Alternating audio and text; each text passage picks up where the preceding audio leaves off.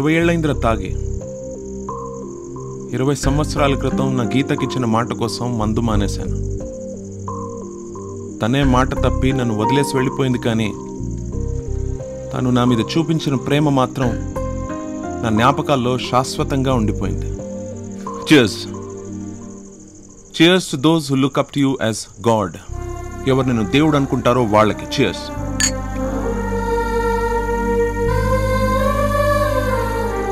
గీత ఎప్పుడూ చెప్పేది, ప్రేమ కన్నా గొప్పది భూమి మీద ఏదీ లేదని. నమ్మేవాడిని కాదు, హేతువాదిని కదా, లాజిక్ కోసం వెతికేవాడిని. తను పోయాక అర్థమైంది ప్రేమ ఏ లాజిక్కి అందని మ్యాజిక్ అని. మిస్ అయిపోయాను రసీన్. కొంచెం ప్రేమ కూడా గీతకు అర్థమయ్యేలా చూపించలేకపోయాను. మళ్ళీ అలాంటి ప్రేమ నీ కళ్ళలో వసుధ పైన చూశాను. That same old bloody logicless magic called love. అందుకే నువ్వు గీత గ్రేట్ అంటున్నది. ఎంత గ్రేట్ అంటే ప్రేమించిన అమ్మాయి కోసం ఇన్ని వేల కోట్లు ఎడంకాలతో తన్నుకుంటూ వెళ్ళిపోయావు. ఎవడని చేస్తాడనే భయం లేకుండా నేను దొంగని అని నిజాన్ని కుంటబద్దలు కొట్టేశావు. అందుకే నీ పిచ్చి గ్రేట్ అంటున్నది. నిన్ను చూశాక అర్థమైంది దేవుడు అంటే ఏంటో. నేను దేవుడిని కాదు సార్. రే పిచ్చోడా, దేవుడు అంటే రాళ్ళు, రెప్పలు, ఫోటోలు, విగ్రహాలు కాదు. అవి నమ్మకాలు. అక్కడ దేవుడు ఉన్నాడంటే ఉన్నట్టు, లేడంటే లేనట్టు. కానీ కోట్లాది జనం నీ మీద పెంచుకున్న నమ్మకం ఉంది చూడు, అది దేవుడంటే. కల్మషం లేని నీ ప్రేమ, ప్రేమకి తప్ప దేనికి లొంగని నీ నిజాయితీ ఉంది చూడు, అది దేవుడంటే. నా భాషలో చెప్పాలంటే మనిషికి మనిషే సాయం అంటుంది నాస్తికత్వం. సాయం చేసే మనిషే దేవుడు అంటుంది ఆస్తికత్వం. ఏ మతమైనా చివరికి చెప్పేది ఒకటే, నిజాయితీగా బ్రతుకు, వీలైతే నలుగురికి సాయం చేయి, అంతే కదా. ఎవరికో సాయం చేసే పొజిషన్లో నేను లేను సార్. నేనే ఇరుక్కుపోయి ఏడుస్తున్నా. ఏడు, ఏం పర్లేదు. నీతికి నిలబడేవాడికి, నిజాయితీగా బతికేవాడికి ఏడుపు ఎప్పుడూ తప్పదు. చెమట పట్టకపోతే చల్లగాలి విలువ తెలీదు, సంఘర్షణ పడకపోతే జీవితం విలువ తెలీదు. అసలు ఒక్కప్పుడు నీ గురించి మాత్రమే ఆలోచించేవాడివి, ఇప్పుడు ఆ పిల్లాడు ఏషాని ఆదుకోలేకపోయానని పక్క వాళ్ళ గురించి కూడా ఆలోచిస్తున్నావు, అవునా కాదా? నీ అంత జాలి వాడికొచ్చిన జబ్బుకు లేదురా. ఇలాంటి రకరకాల జబ్బులతో ఎంతో మంది పిల్లలు బాధపడుతున్నారు సీను.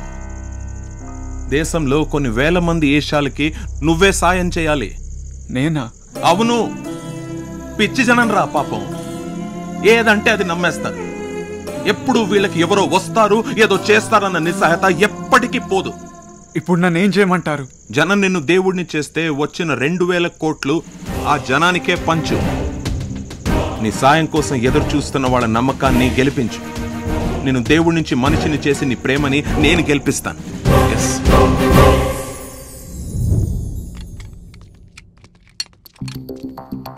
ఏంటి సార్ ఇదంతా? దీన్ని 3D హోలోగ్రామ్ అంటారు. ఏ కెమెరా ఫిక్స్ చేయండి. రా, ఇక్కడ మధ్యలో నిలబడు. కమ్. Just minute.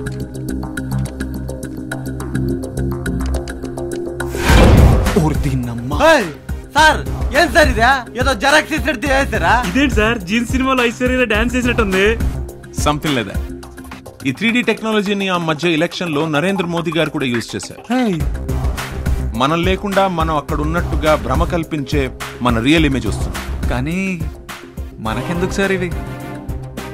ఆశ్రమం కోసం గవర్నమెంట్ అలాట్ చేసిన ల్యాండ్ లో రేపు 24న భూమి పూజ ప్లాన్ చేస్తున్నారు. ఆ రోజు నీ స్పీచ్ వినడం కోసం కొన్ని వేల మంది భక్తులు వస్తారు. ఆ స్టేజ్ కింద ఒక రూమ్ అరేంజ్ చేస్తున్నారు. సో నువ్వు ఆ రూమ్ లో నిలబడి 3D హోలోగ్రామ్ టెక్నాలజీ ద్వారా ట్రస్ట్ లో ఉన్న 2000 కోట్లు ప్రజలకు ఇస్తున్నట్టు అనౌన్స్ చేసి అంతర్ధానం అయిపోతావు. అంతర్ధానం ఇచ్చేత మేమైపోలే. అంతదానం కాదు, అంతర్ధానం అంటే అన్ని వేల మంది చూస్తుండగా మాయమైపోతావు. సార్ మీరు చెప్పేది? చూపిస్తా. సార్ మరి వసుధ? ప్రజలకేం చేయాలో నువ్వు చేయి. నీ ప్రేమ గెలిచేలా నేను చేస్తాను.